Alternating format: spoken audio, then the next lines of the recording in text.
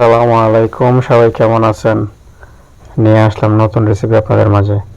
Smoky flavour grill chicken, অত্যন্ত সুস্বাদু। চলুন দেখা যাক কীভাবে বানিয়েছিলাম। আমি প্রথমেই আদা রসুনের বাটা অ্যাড করেছি এক টেবিল চামচ পরিমাণ। তারপরে আমি অ্যাড করেছি মরিচের গুঁড়া, জিরার গুঁড়া, তারপরে ধনিয়ার গুঁড়া হাফ চামচ, তারপরে মিক্স মশলা 1 চামচের মতো, হলুদের গুঁড়া হাফ চামচ। হলুদের গুঁড়োটা অপশনাল, না দিলে চলবে, কোনো সমস্যা নেই। তারপর অ্যাড করেছিলাম টমেটো পেস্ট আর সরিষার তেল পরিমাণ মতো। আপনারা চাইলে অন্য কোনো তেল দিয়েও কিন্তু এটা তৈরি করতে পারবেন, তবে সরিষার তেলটা অত্যন্ত ভালো ফ্লেভার হয়। আর সাথে যদি টক দই থাকে এটাও অ্যাড করতে পারেন। আমার কাছে ছিল না, আমি এমনিই বানাইছি টক দই ছাড়াই, তবে অনেক সুস্বাদু হয়েছিল। উইদাউট টক দই আপনারা বানাতে পারেন এটা। এই সবগুলো মশলা একসাথে অ্যাড করার পর আমি তেল ঢেলে দেবো।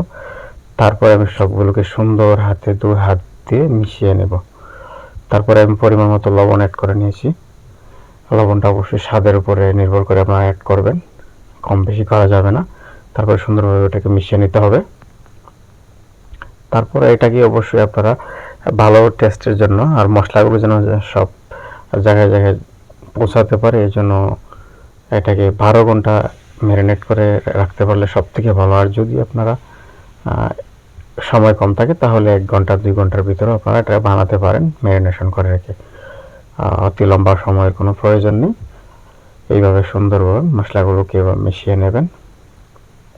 আমি কিন্তু এটাকে রেখে দিয়েছিলাম ফ্রিজের মধ্যে প্রায় 2 ঘন্টার মতো। আর অবশ্যই চিকেনের মধ্যে একটু উপর থেকে একটু হালকা করে কেটে কেটে নেবেন, যাতে করে মশলাগুলো ভিতরে ঢুকতে পারে।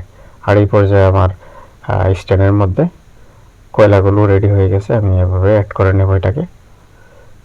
চিকেনগুলোকে আমি একটা স্ট্যান্ড নিয়েছিলাম, বারবিকিউ স্ট্যান্ড, এটার মধ্যে আমি চিকেনটাকে রান্না করব, কুক করব।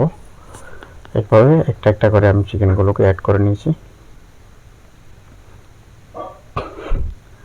তারপর আমি একটাকে চিকেনগুলোকে অবশ্যই একটু পর পর এক পিঠ হওয়ার পরে অন্য পিঠগুলোকে উলটপালট করে দিতে হবে, চেঞ্জ করে দিতে হবে। তা না হলে কিন্তু একটা সাইড বেশি জ্বলে যাবে আর একটা সাইড কিন্তু কম কুক হবে। এই পর্যায়ে মাশাআল্লাহ প্রায় 70% আমার এটা রেডি। আমি এটাকে এভাবে উল্টে পাল্টে নিয়েছিলাম একটু পর পর একটা টঙের মাধ্যমে। দেখুন মাশাআল্লাহ কত সুন্দর, কত নরম তুলতুলে হয়েছিল চিকেনটা, খুব জুসি হয়েছিল কিন্তু। আশা করি আপনারা বাসায় এটা বানিয়ে ট্রাই করবেন। আপনাদের বাসার মধ্যে উপকরণগুলো আছে, উপকরণ দিয়ে আপনারা বানাতে পারবেন অতিরিক্ত মশলার ঝামেলা ছাড়াই। দেখুন মাশাআল্লাহ, এবার আমার চিকেন কিন্তু পুরোপুরি রেডি। সবাইকে ধন্যবাদ পাশে থাকার জন্য।